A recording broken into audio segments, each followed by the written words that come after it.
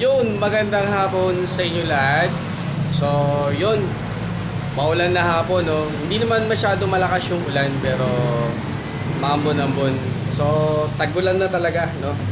So, andito ako ngayon sa shop ni Boss Brian dahil nandito si Pares. Opo, may negosyo kami kasi dito na actually buo na ito. Then, kulang na lang ng medyo konting design. Hindi ko alam kay boss kung ano talaga ilalagay niya dito na design or plain lang. Ang sabi ko naman, suggest ko naman sa kanya is kahit yung logo lang o yung pangalan lang niya. Para at least kahit simple, walang ganong kolorete, walang ganong kulay. Meron siyang logo o kaya yung tinatawag na pangalan. No? So, andito ngayon ako sa Buntun sa tindahan niya dito, sa motor shop. So, ayun yung sidecar. Kasalukuyang pinipinturahan ni Parigoy. Ayan. Ayan. Yung mekaniko dito sa shop, siya rin yung nag-assemble nito. Siya rin yung nag-realign kasi nung unang align niya medyo hindi okay yung pagkakagawa. Medyo mabigat. So, realign ulit niya. So, ito yung kinalabasan, no?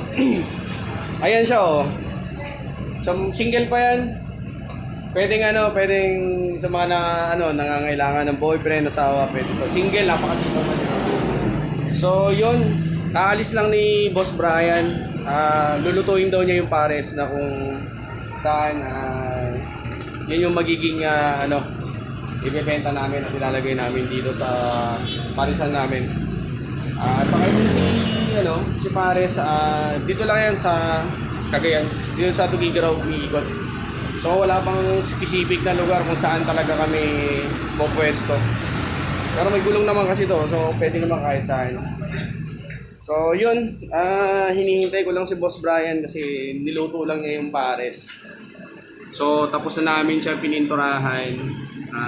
May mga kalakalawang din kasi siya. So, para iwas din sa siyempre hindi mo maiwasan yung umuulan. Tapos nagluluto. So, kailangan talaga natin siyang lagyan ng pintura para sa anti-kalawang na. So, tawag nito.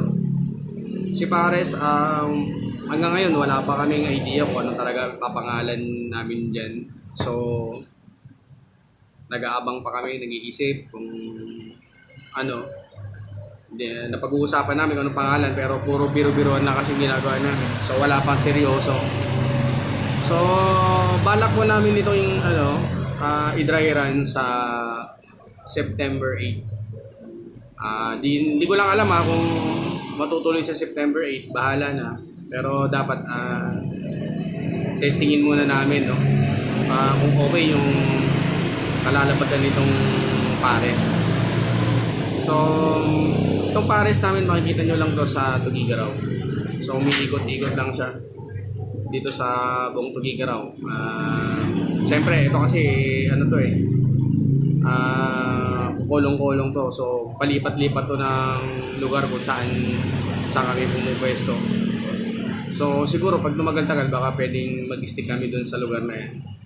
So, yun guys, ipapakita ko muna sa inyo yung itsura ni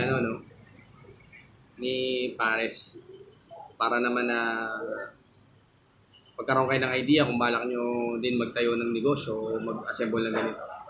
Bibigyan ko kayo ng sample, no? Sige. So, yun. Ayan. So, ito na si Pares, no?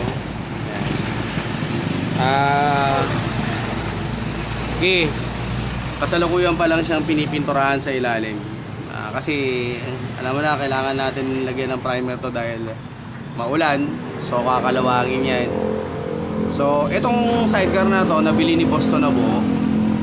So ito naman yung aking motor. So ito yung nakakabit dito sa may sidecar na to. So actually ito may primer na to. Kaya nga lang kulang.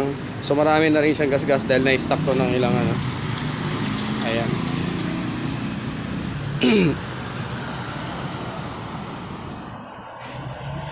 So, ito ewan ko kung anong purpose nito Pero bahala na. Bahala na kami mag-iisip kung anong dapat ilagay dito. So ayan. Ayun oh. Siya yung nag-welding nito sa kanagano, nag-assemble kasi binago lahat ng mountain niya, gawa ng ang pangit eh. So mabigat. So pangalawang ano na to. Ayan. Diba?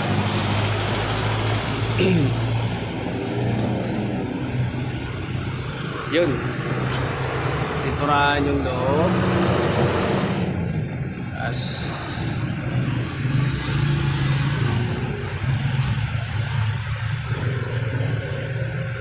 Ayun.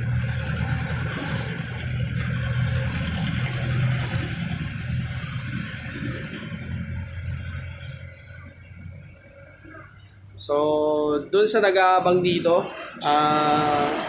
ito wala pa talagang pangalan tong parisan namin. Bahala na si Boss Brian kung ano ipapangalan dito, kung may dadagdag na design dito. Sa ngayon, masasabi ko lang, wala pa akong idea. Kanina tinatanong siya kung anong dapat. Ang gusto naman daw ng kanyang may bahay ay plain lang. Maganda rin naman ng plain, pero siyempre dapat may logo pa rin, no? Dapat may pangalan ng Pares. Dahil mas maganda kasi doon makikilala yung Pares eh. Oh, sige, comment kayo guys. Suggest kung anong pinakamagandang ipapangalan namin dito sa Pares. So, ang opening namin dito, mga September 8 sana. Sana hindi mababago, pero depende pa rin kay Boss Brian niya kung September 8 pa rin talaga yung plano namin, dry run. Itong Paris na to. Itong Paris na to ay makikita lang dito sa Tugigaraw. So, wala pang exact location kung saan. Bahala na. Marami naman pwede siyang pagpestuhan. Siyempre, doon kami pupunta sa may matao.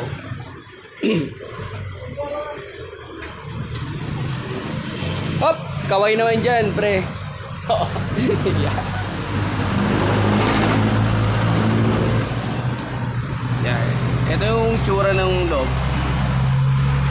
So, lahat yan napinturahan. Nalagyan ng para sa kalawan. Ayan. Actually, ito yung lutuan nito. Ito yung lutuan pala namin, no. So, ito yung gagamitin namin para dito sa Pares. Ito converted lang to, binili din ni boss. Ang nito is use oil lang ang ginagamit dito. Ayan familiar ba kayo dito, guys?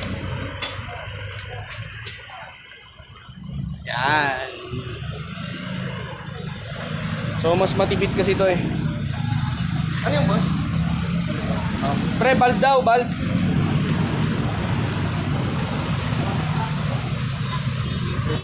Ayun, nakita nyo na siguro kung anong itsura ng aming parisan.